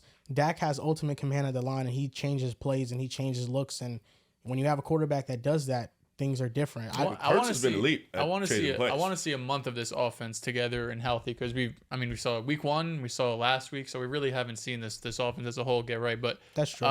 Yeah, I mean, I got a feeling this game. It's pretty easy. This Giants team, especially with Andrew Thomas out, it's gonna be hard for them to win games. Tyron Tracy hopefully takes over for my fantasy team. So Amen I'm to hoping that. he could stay as the He's your RB1 running there. back? One of them, yeah. But he's been elite. Nice. Okay. But Devin Singletary, he was practicing last week. A bit of surprise that he was out. So I'm assuming he's going to be playing in this game. So interested to see just how the running back room shakes out. Excited to see Malik Neighbors back out on the field. Me too. Quinion's ready, man. He's ready? Yo, Yeah, what we locked can in. manifest. 10 for 120. What we shit. Did you see what he did to Mike Evans? Nah, be honest, super calm. Super calm. Did you see what he did to Mike Evans? Who? Quinion. He Oh, did it. nice. I know you did it. I know you did it. What I just- Godwin do? Got him. He didn't guard I don't him. know, honestly. I'm just I know you did. no, the rookies are playing well. You're sick. Quinyon You're and done. Cooper. Cooper and down Cooper the had his nickel. first start last week. What we Cooper can played well. manifest is that because Singletary has a fumbling problem, Eddie fumbles. Tracy gets the opportunity, man. Yeah, hopefully. Let's hope and pray. But I think the Giants can keep it close. I've not been impressed by the Eagles. They're really on the other side. We of the haven't had ball a blowout in so long. Feels like forever. I think we've had since nonstop. last year. Probably before that. I don't even I mean, remember. first month Who of did we last blow year. out? The first one we had a good close game with New England. Minnesota, they made it close at the end. I don't remember a blowout that we've had. The We have- Bucs. No, I'm talking about like that we won.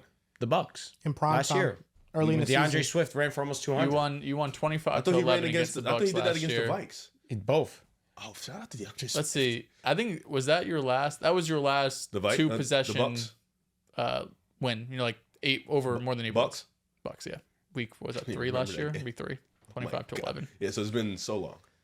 Raiders at Rams. Don't even know who I'd pick. This was in contention for my lock of the week. And honestly, I still am thinking about it. I'm not sure. I think the Rams should win this one easily. Also, it's looking as if Cooper Kupp is trending in the right direction to When win. is Puka ever coming back? That is a TBD, bro. Couple more weeks, I think. His knee's cooked. It's yeah. I think I did see a week 8, week 9 return. I feel like that's an optimistic return though. He's not practicing this week. They said. I'm taking but the Rams, but I like both these teams' ass. I will be interested to see if the Raiders are kind of playing with a chip on their shoulder now. Devontae's not there, just to like, yeah, we're good without. He hasn't you, been bro. playing in 2 weeks, 2 to 3 weeks, because Yeah. he was injured. Their silver lining really is that against the Broncos, their offense started out pretty good, and then Gardner Minshew threw a stupid interception. And then the shit went downhill. Yeah, against the Steelers, they had control of that game, and then they had multiple turnovers. So it's just been them shooting themselves in the foot. I mean, there still is potential for Max Crosby to take over this game, and the defense hasn't been terrible for the Raiders. But I mean, the Rams need this to stay in playoff contention. What are they, 1-5? Have you seen recently I think that that's 2 wins.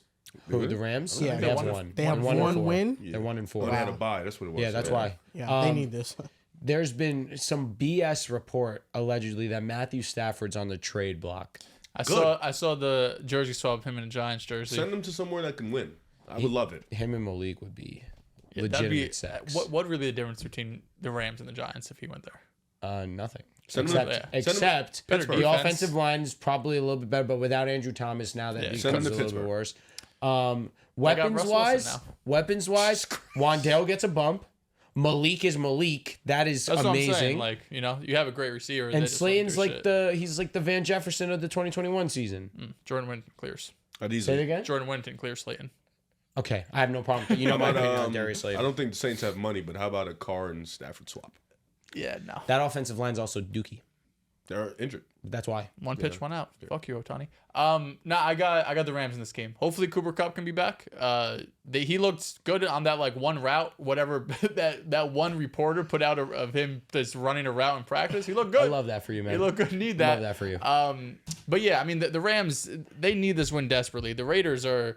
We know what the Raiders are. We talked about them yesterday. If you want to hear our thoughts on the Raiders, but the Rams, if they could win a couple of these games, like against the Raiders and a couple of these bad teams, you get Cooper Kupp back, you get Puka back in a couple of weeks. They're not going to be a Super Bowl team or anything like that. But with Stafford in this offense, you could be the best offense in football when everyone's healthy. We've seen them do that last season. So I got them winning this game against the Raiders. Yeah, and last year they started out 2-6. It's a good point. And they went on a run. So anything can happen when they get healthy. Come on, get healthy. Panthers at Commanders. This was also in contention for lock of the week if I could choose the I like Commanders. this lock of the week for sure. I can't make it though, I mean? Okay. I've already chosen them. Yeah, but the Commanders are going to win this one pretty comfortably.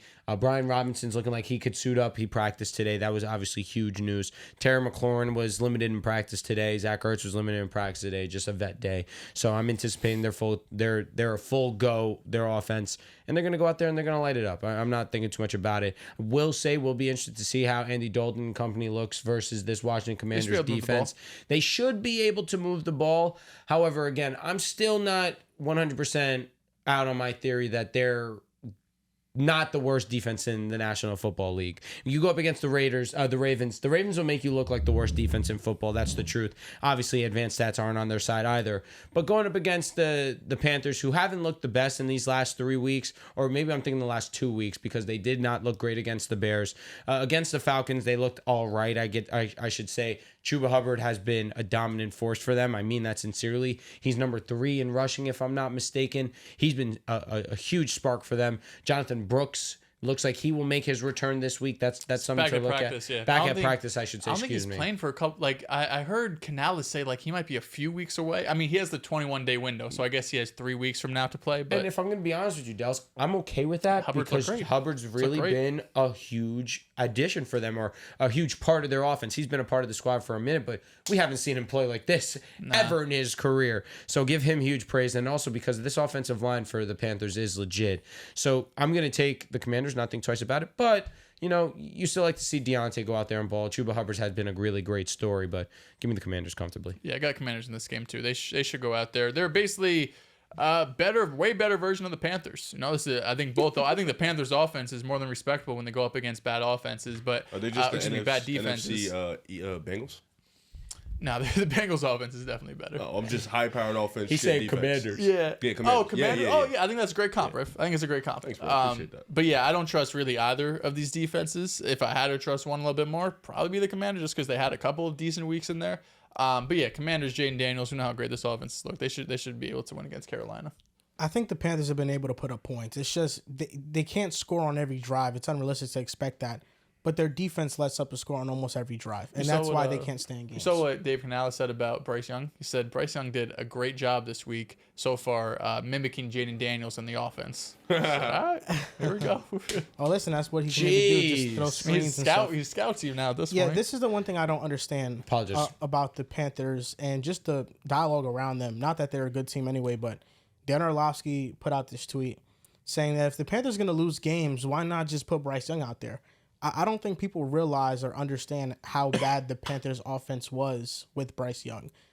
It's not great with Andy Dalton, but compared to how it looked like with Bryce Young, I mean, Bryce Young made every player on the offense look unplayable and not good anymore. I agree. Like, at least with Andy Dalton, you're like, okay, yeah, this offensive line is good. This running game is good. Deontay Johnson, Xavier Legette, we can see what they have. Bryce Young didn't give you a chance to evaluate anybody on your offense. And I think that's the major thing that people are missing when trying to call out for Bryce Young starting again is like, did you see the offense and how it looked? I mean, you couldn't move the ball. So even if they're losing, like if you're going to lose with Andy Dalton or Bryce Young, you might as well lose with Andy Dalton and just make it respectable. Right. We see Legette has gotten a little bit of a spark with Dalton. Deontay Johnson has been pretty fucking serviceable these past couple of weeks. No, I think he's now fantasy relevant. Literally, more than he's a start. He's leading the league in red zone targets by like fucking 5 or 6 targets. And there's meat left on the bones. There's been a couple of drops, a couple of overthrown balls. You like having your meat all on the bone. Is that where you're going with that? No, just you like a nice meaty bone. We're giving that to you. I do. Well, nothing pisses me off more. You get a chicken wing. It's a skimp chicken wing. I like some real meat on that. Mm-hmm. I'm taking Washington, by the way. Not thinking twice about it. I'm thinking twice about it. Oh, really? I'm surprised, actually. We'll pick them against another team next week. I believe it. I hate them. We have the Chiefs and the 49ers Here we next. 49ers are favored. Listen, 49ers are home? Yep. Makes sense. I made a vow. He has to say this vow every time. 17 weeks. Picking Kansas City. And I'll be transparent. I think they can lose this game. I think they can legitimately lose this game. Niners had a great bounce back versus the Seattle Seahawks.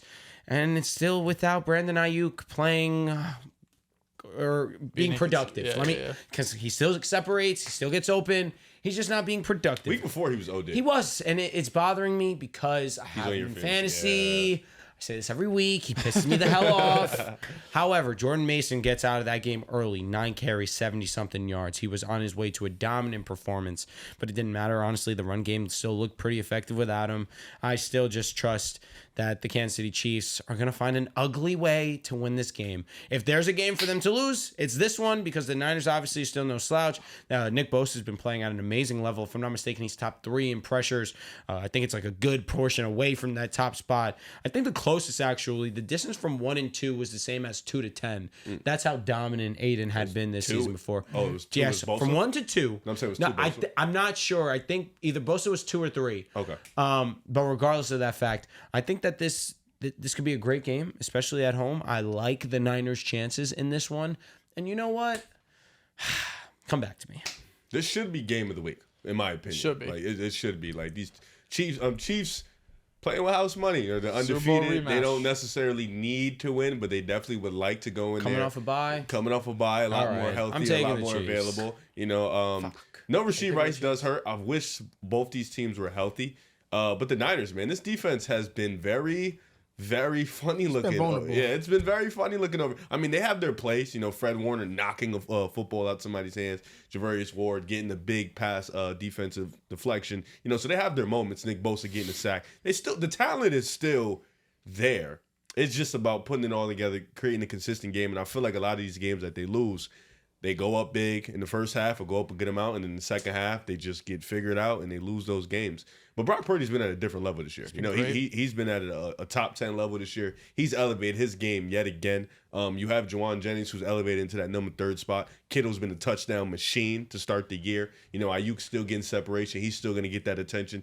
Devo's been on a great level. And this offensive line, Trent Williams is still holding it down. So, and then the run game is very much still effective. Of course, it's not the same pass catching run game effective, but in terms running the ball, they've been solid. So give me the Niners in this one. I think Brock Purdy, he has a masterclass performance, and we get a W.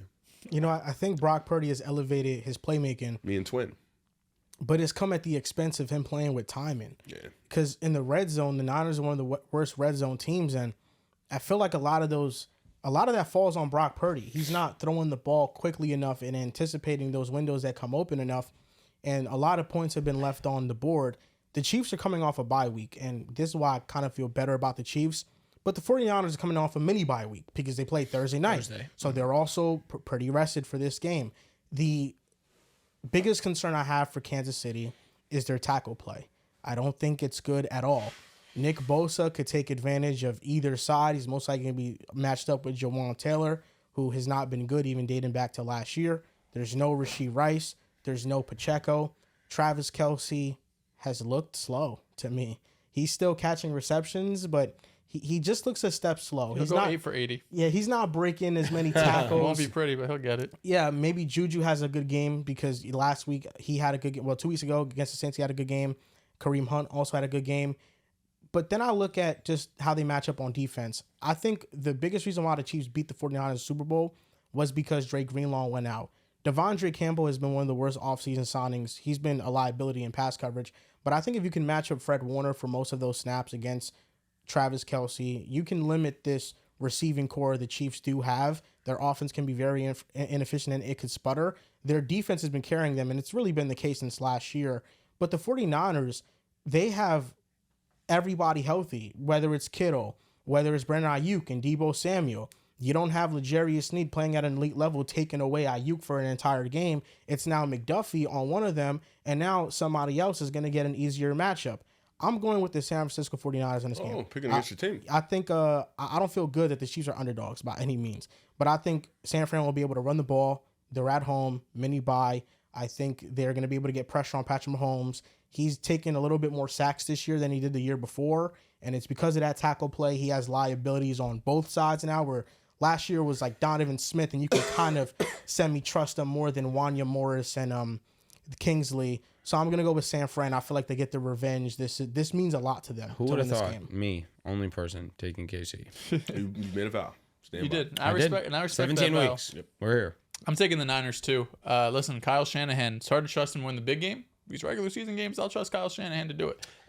No. Same to say. but all jokes aside. This season, you've been chucking. Nah, yeah. This is, it feels like the gig has to run up with Kansas City at some point. Like, fucking, can you really rely on Juju to get you 100 yards every week? Can you rely on Travis Kelce? And I agree, Joel. I said that a couple weeks ago that, like, Travis Kelce does not look like Travis Kelce, right? Even in the playoffs of last year, he started off the season kind of slow, but in the playoffs kicked it up this season. He's on the Eras tour. Maybe he's saving it for the postseason again this year, because so far in the regular season, I haven't seen him look that explosive. That's a fact, right? I mean, this is a guy that's in his mid-30s at this point. He's played for fucking a decade. He's gotten banged up. So I'm not shocked that eventually it's got to happen, right?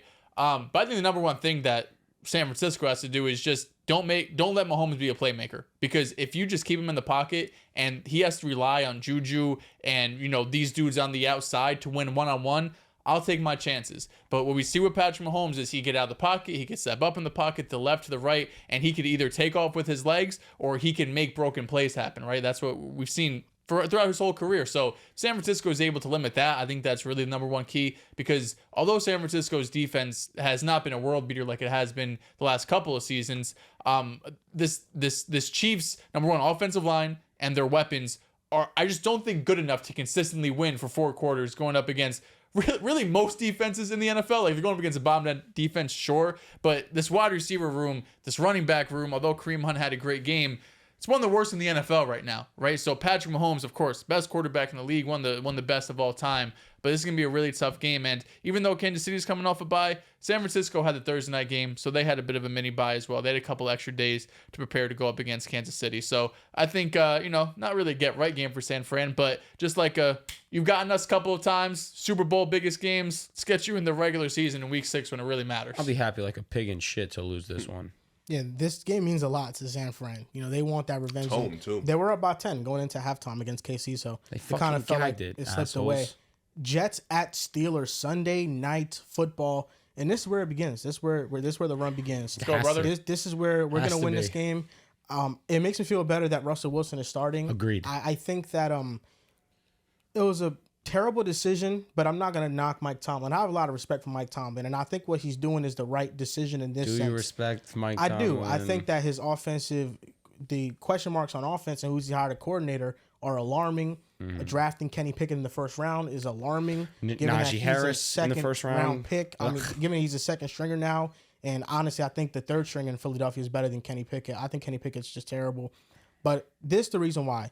When in the offseason, they signed Russell Wilson, and they basically told him, we want you to start for us, and we're going to give you an opportunity here to kind of rewrite your career.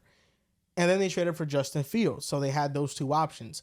And the reason why Russ hasn't started has not been because Fields has blown him out the water. It's been because Russell Wilson has been hurt. So I think Mike Tomlin here is saying, listen, Russell Wilson is healthy. He's ready to go.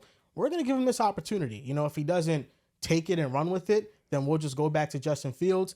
But I think he's just sticking to his word of, okay, I kind of gave my word to Russ in the offseason when we brought him in that we're going to give him an opportunity, and this is the opportunity we're going to give him. Now, the reason why I feel great about that for the Jets is because I know what Russell Wilson is. I mean, he takes a lot of sacks. He holds onto the ball like Justin Fields, but he doesn't have that element of athleticism that Fields has at this point. Does not. He is either throwing the ball deep or he's throwing check down. So this might be a big Jalen Warren fantasy game. Maybe this is the first week that he actually makes he contributes. So Najee's also banged up. Ribs, yeah. So that's why I feel better about it. The Jets defense hasn't looked good against elite offenses. The 49ers really smoked us. The Bills, I thought our defense for the most part held its own. Second half. When you look at just how the game unfolded, I felt like whenever on third down when we played a good defensive possession or a down, flag, DJ Reed, holding. And DJ Reed's hurt, and Michael Carter's been hurt. DJ Reed didn't practice today. I'm concerned about him playing this week. Which not the end of the world against the Steelers because it's George Pickens and nobody else. George Pickens and that's the rest. Just DJ Reed's been better than Sauce this year. No, he has. I think statistically, but Sauce is better. So Jets.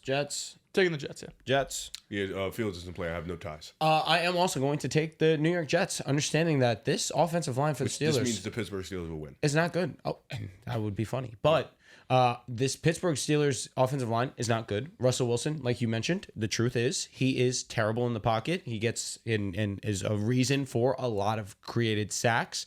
This weapons room is not that good outside of George Pickens, and even still, he has dropped the ball. He seems a little bit lazy right now in his route running, and this run game has been non-existent. Najee Harris is not a good running back. Had a good game last week, objectively speaking. I will give you your praise, sir, but I still believe he's not a great running back. And Jalen Moran, he's still coming back from that injury, really hasn't been a huge focal point in this offense, similarly how he was last year.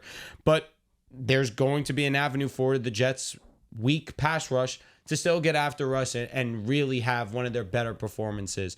And I think that if Russ tries to extend plays, that's where he can start to make a lot of mistakes, and you can see the Jets capitalize.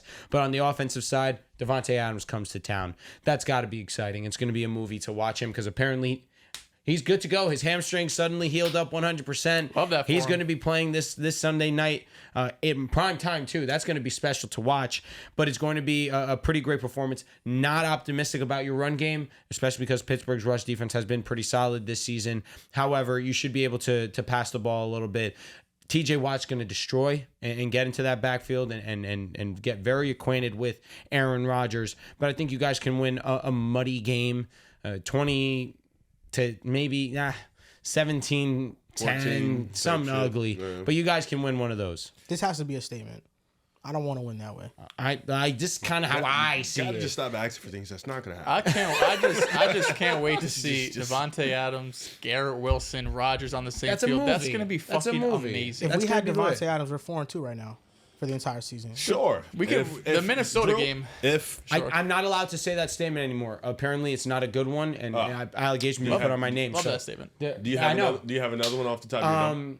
If it's and buts, some, whatever the fuck. But obviously, we Who don't the live in that game? Which world. of the games you're winning? If Minnesota game. I think we the win. Vikings game. really, Tay is the difference maker. Alan Lazard dropped a Well, touchdown. and the last And Aaron Rodgers drive, threw an interception to Mike Williams. No, he did. miscommunication though. Alan Lazard. right. Alan Lazard had Wasn't- 4 drops in that game. Miscommunication. Fair. And now you're going to disrespect Alan Lazard after he was a He just caught a superstar. Hail I fucking told you, Mary. Lazard. He's either But catching we had Hail a- Marys but didn't or we he's having agree- 4 but drops. Didn't we agree he gets at least 1 week of no Okay. slack? My apologies. He What's gets the 1 other game? week. My apologies. We beat the Bills.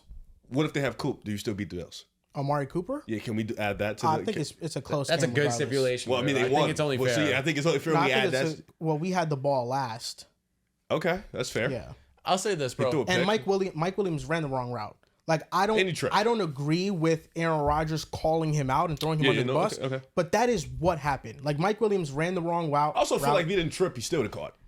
Or like, yeah, would've been he could have incomplete. worked back to the ball for sure. He's 6'5". He should have. That's what his role in the offense is. If ifs and buts were candy and nuts, we'd all have a Merry Christmas. There we go. 4-2. But Mike Tomlin gets all the respect in the world as a motivator, leader of men, head coach. Leader of Absolutely. Defense. Defense, sure. When it comes to figuring out the offensive side of the ball, he gets nothing from me. There is no reason to sit Justin Fields. You were 4-2. Justin Fields is playing good football, and you have a lack of weapons on this team. You have one weapon in George Pickens, who you really can't get going. Justin Fields is arguably your second best weapon on offense, and you're sitting him for Russell Wilson, who has not been good for 2+ years at this point. damn. I don't have ties to him anymore. Thank God. I'm happy we're playing Russell Wilson. I think that gives us a better chance to win because Justin Fields with his legs can make things happen. To go to Russ in this situation is crazy. If You're Russ- 4-2. Especially- Russ trying to make wins the this playoffs. game, man. It says the only games that Jets defense legitimately looked vulnerable against were elite offenses. Yeah. Like we can string together multiple defensive Agreed. stops against Pittsburgh, even against the Vikings in the second half. We shut down their offense, and I think But their you played- offense is leaps and bounds But better your than Pittsburgh's. your defenses looked great against bad Titans offenses, offense too. didn't look Not average. terrible Well, against Vikings y'all. offense right now is No, average. I'm saying the Titans, their quarterback. Their offense didn't look, considering how bad they are, And the Aaron Jones was didn't going look out. terrible. Aaron Jones went out that game. That's a fact. That was a huge reason why. and they still have Justin Jefferson and Jordan They're Addison. though. fucking cooking. But Yeah. you looked great against the Titans. It's Will Levis, right? You looked great against Denver. It's no offense with Bo Nix and a rookie. And How many Cortland Sutton. touchdowns? was 10-9. No, how many do they have? I think That's my point. You feel me? Like the major thing that Devontae just does is I think people are underrating how much he's gonna elevate this offense. We already saw We're underrating it. no. People are underrating Yes, it. I think so. Huh? Because I think they don't think he fixes the problems on it, and I On think offense, I think he fixes it people got almost to lock entirely. in. People got to lock in. And- Devontae and- Adams is Devontae Adams. You look at the game Todd Downing just called. Best start of the Agreed. of the season from a drive standpoint. First 2 drives we scored 10 points. We didn't have a game this season where we scored on consecutive drives to start the game. We started out hot. And this year Aaron Rodgers had a 96, 97 pass rating on quick throws, on quick concepts. When he last played with Devontae Adams, 2021 MVP season, of course, not the same level of player, but it was 126. Yeah. And that quick game has not been there because the only target really has been Garrett, and Aaron Rodgers and Garrett don't have the same connection that Aaron and Devontae have.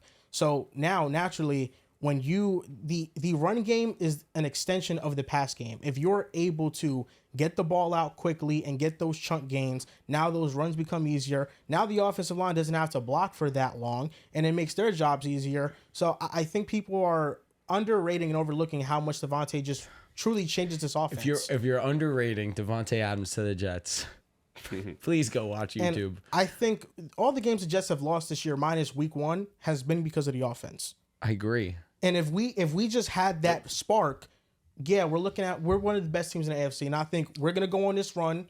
We're gonna go 8-3 down the stretch, and we're gonna cement ourselves. Buffalo, I feel like was a bit of both. No, I'm not gonna blame the. Let's pair in Yes, special I'm saying teams. both. I'm gonna. Well, no, let's pair in the special teams has really and the run lost you the game. defense. And just run penalties. defense is terrible. Agreed. But honestly, the penalties in the game for both teams, Yeah. some That's why I'm BS. not going to bring the penalty. But I your wish run you would have been there Ray live with Davis. us. It was It terrible was to BS. watch. I mean, come on, 200 plus yards of penalties. Yeah, it was the nasty. Braylon Allen touchdown getting called back. But Ray Davis opened up the game for them. In that, did. That's what, like, Bro, so it was Ty like a Johnson, combination. How the fuck did he get open? 50 Even Ty yards? Johnson has some runs where it's like, dude, what are we Ray doing? Davis Like, fucking had a wheel route on the left side and and who came all guarded the him? way back. Who guarded him that I think it was way? DJ Reed. Was it? Was Who's it? number 21 for y'all? Ashton Davis. Yeah. Terrible game. No, he's not a good player. Terrible Your game. safeties are Chuck kind Clark of shit. has been solid for us. He's Yeah, hurt. Ashton I think Davis, he went he IR. was getting- yeah. No way. He got hurt that game too, He's right? hurt.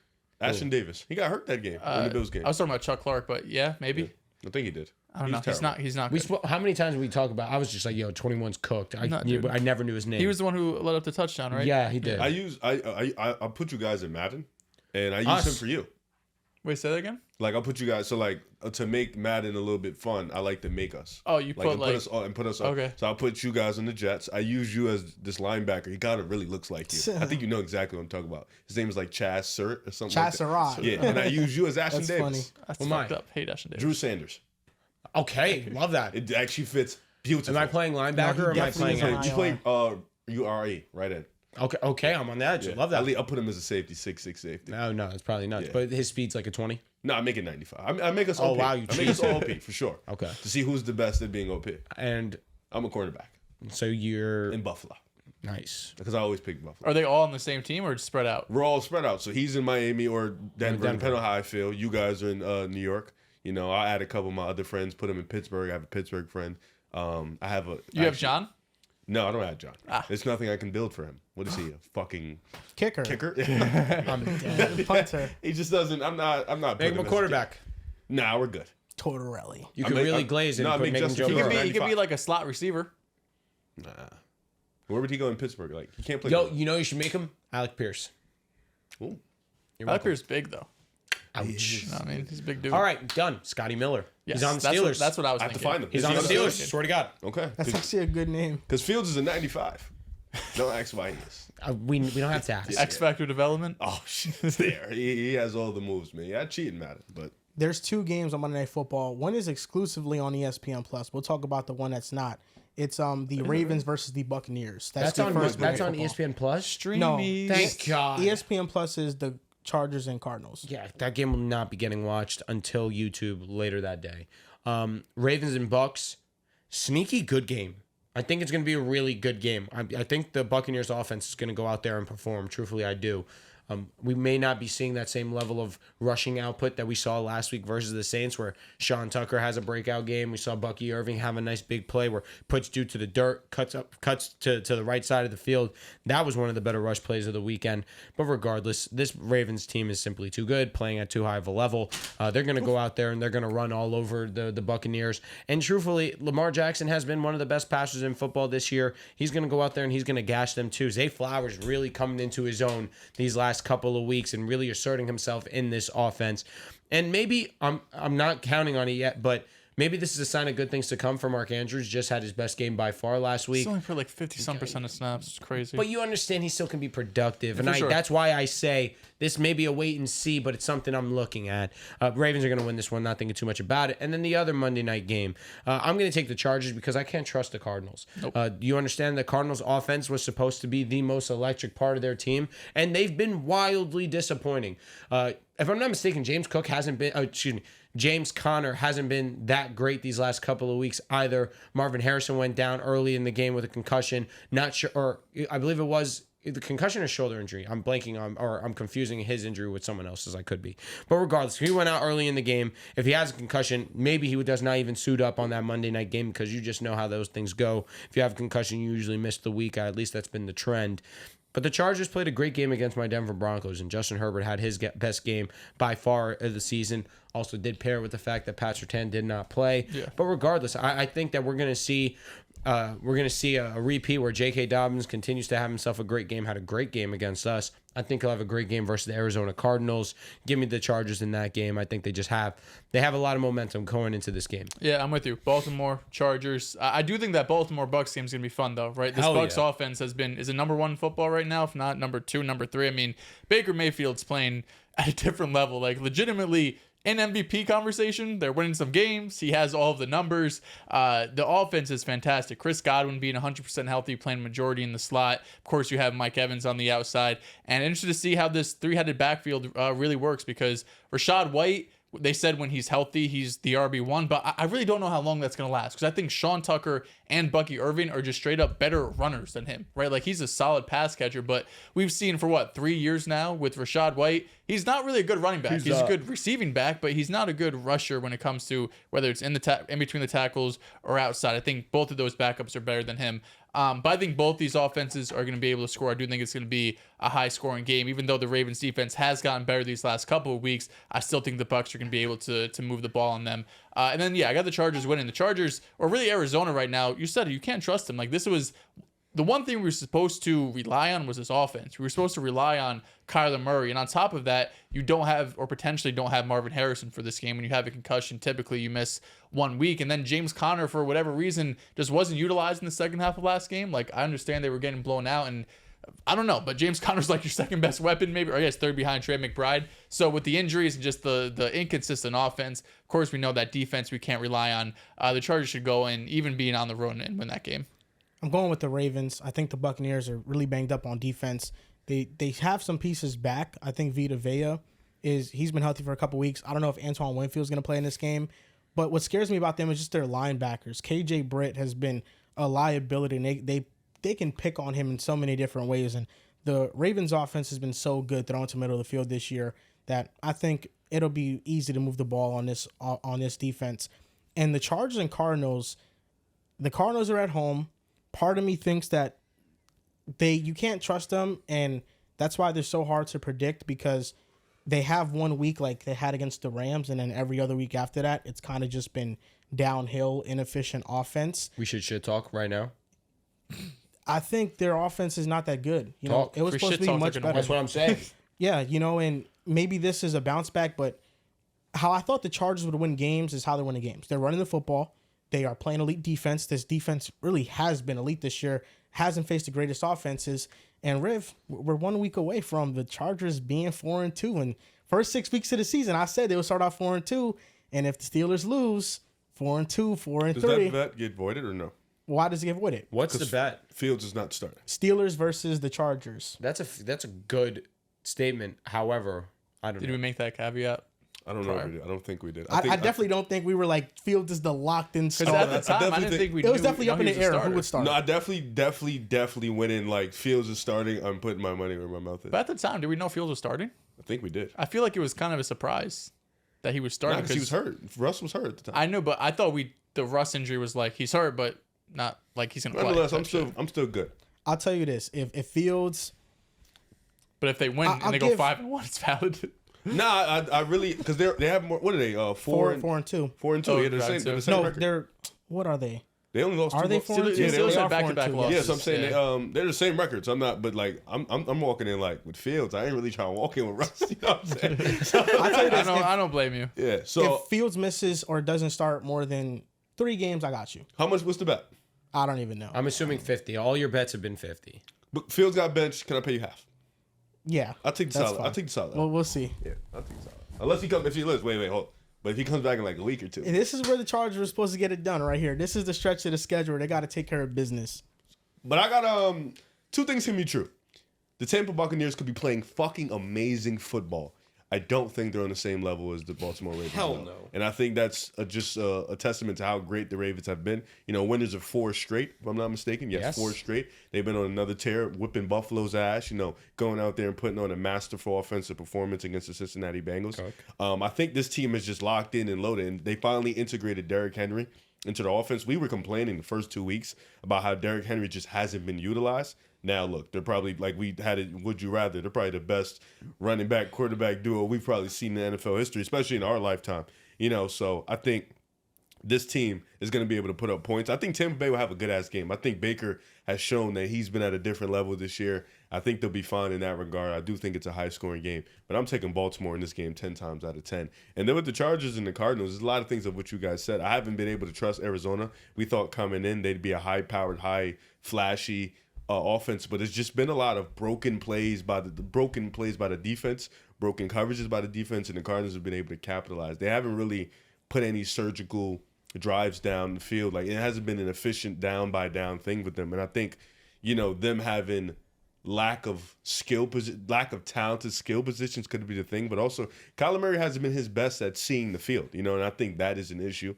But I think this Cardinals team is what they are. You know, they were supposed to be an exciting, not good team, and now they're just a not good team. And I think that's a bad thing. So I'm going with the Chargers. I think they're more disciplined. I think one thing we can rely on is that defense is great at the moment, especially against teams that are not that good so far. Like, their defense will show up. The run game is there. And then they have Herbert, who will make the plays that he needs to make.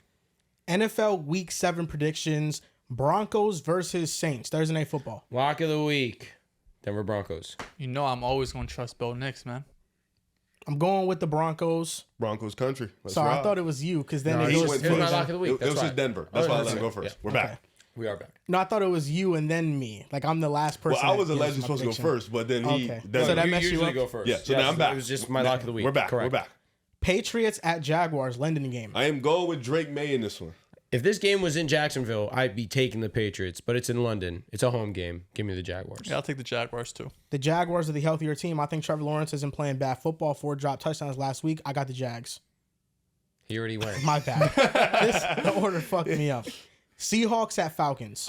I am going with Kirky Chains and Atlanta Falcons. Give me the clutchest team in the league. Give me Atlanta. Yeah, Falcons should win this game. The Seahawks have dropped 3 straight. It's because they've played 3 games in 11 days. I think they bounce back against Atlanta. They're healthier. Give me the Seahawks on the road. Titans at Bills. I am going with Buffalo, and I'm not thinking twice It's about the it. Buffalo Bills. Where's Mason Rudolph? I got the Bills. Bengals at Browns. I am taking Cincinnati. Yeah, give me the Bengals. Where's Jameis Winston? I got the Bengals. Texans at Packers. Potential game of the week. Taking CJ Stroud, and I'm not thinking about it. Give me the Pack. Taking the Packers. You know how I feel about these dome teams going outside, man. I got the Green Bay Packers. Miami Dolphins at Indianapolis Colts. I am going with the Colts. I think AR does bounce back. No Tua, no Drew. Give me the Colts. Anthony Richardson. Show me something, man. Give me the Colts. Dolphins off their bye week. I still believe in Mike McDaniel. I think they'll be able to run the ball on the Colts. Give me the Dolphins on the road. Lions at Vikings. I am going with Minnesota in this one. Until they lose, you can't pick against them. Give me the Vikings. Yeah, I'll take the Vikings too. No Aiden Hutchinson. I'm going with the Vikings as well. Eagles at Giants. I am always a forever fly Eagles fly. Eagles. Jalen Hurts. Show me something, please. I got the Eagles. Raiders at Rams. I am definitely taking Matthew Stafford in this one. Yeah, Ramley, we're here. Cooper Kupp, please play. Give me the Rams. Rams win at home and bounce back and get to 2-4 on the year. Potential rising team these weeks going forward. Panthers at Commanders. I'm easily taking the Washington Commanders. I don't like that I'm doing that. Yeah, give me the Commanders comfortably. Yeah, Commanders. Commanders win and go to 5-2. Who would Man, have best team thought in the that? NFC West. East. Chiefs Fuck. at 49ers. You fucked me up. Sorry.